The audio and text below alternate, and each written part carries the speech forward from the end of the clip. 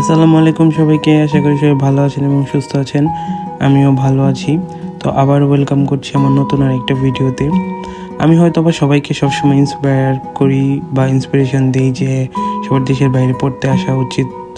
তো আজকে আমি এটা বলবো যে কাদের দেশের বাইরে পড়তে আসা উচিত না, বা dark part of study abroad.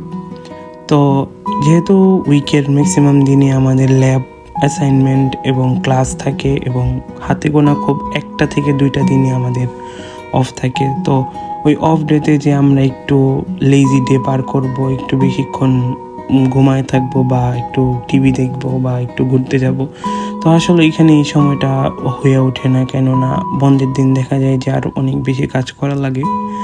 দেখা যাইতেছে যে আমাদের রান্না বান্নার একটা কাজ থাকে, আমাদের জামা কাপড়গুলার কাজ থাকে, বাথরুম ক্লিন করতে হয়, ঘর ক্লিন করতে হয়, পুরো উইকে কি খাবো এটার প্রিপারেশন নিতে হয়।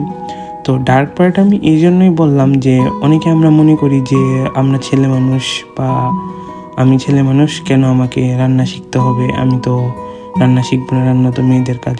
তো হয়তোবা একটা ওয়ে আছে, হয়তোবা আপনাকে বাইরে থেকে অলওয়েজ অর্ডার করে খেতে হবে, আর যেটা আপনার জন্য অনেক এক্সপেন্সিভ।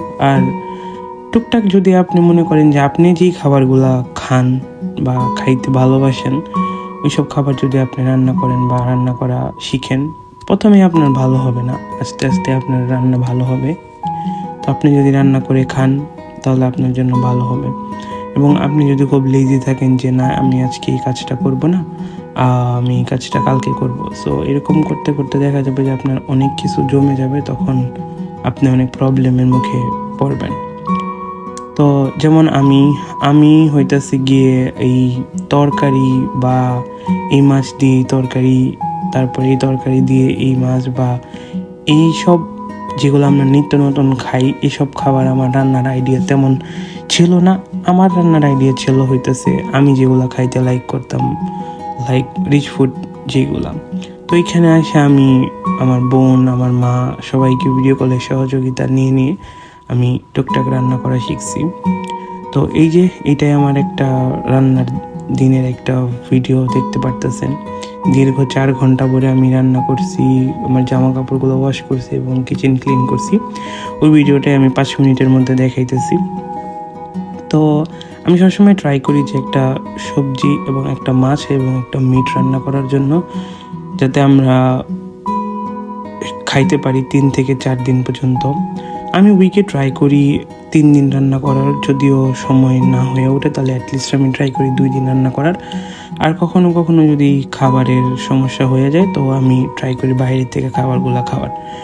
তো ফার্স্টে আমি যখন ইউএসএতে আসছিলাম তখন আমি খুব মেনটেন করে চলাফেরা করছিলাম, আলহামদুলিল্লাহ।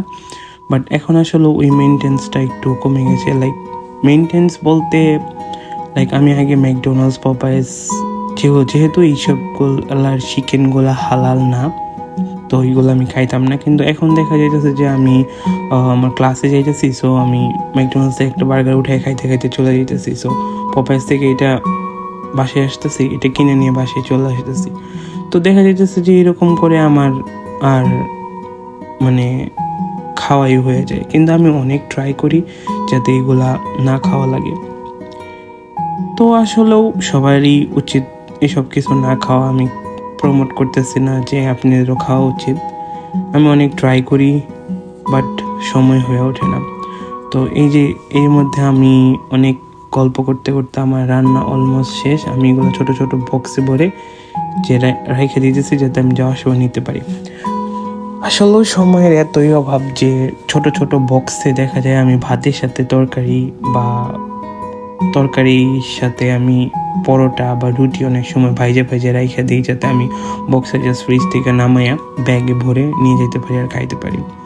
তো এই হইতেছে ডার্ক পার্ট, যে আমরা দেশে কত সুন্দর জীবনযাপন করে আসছি, আর এখানে আমাদেরকে সব কিছু করার লাগে, আমাদের বাজার করার লাগে, রান্না করার লাগে, জামা কাপড় ধুইতে হয়, বাথরুম ধুইতে হয়, সব কিছু আমাদের করা লাগে। তো যারা এইসব কিছু করতে পারবেন বা করার মতো মেন্টালিটি আছে, আমি বলবো তারাই চিন্তা করেন দেশের বাইরে পড়তে আসার জন্য।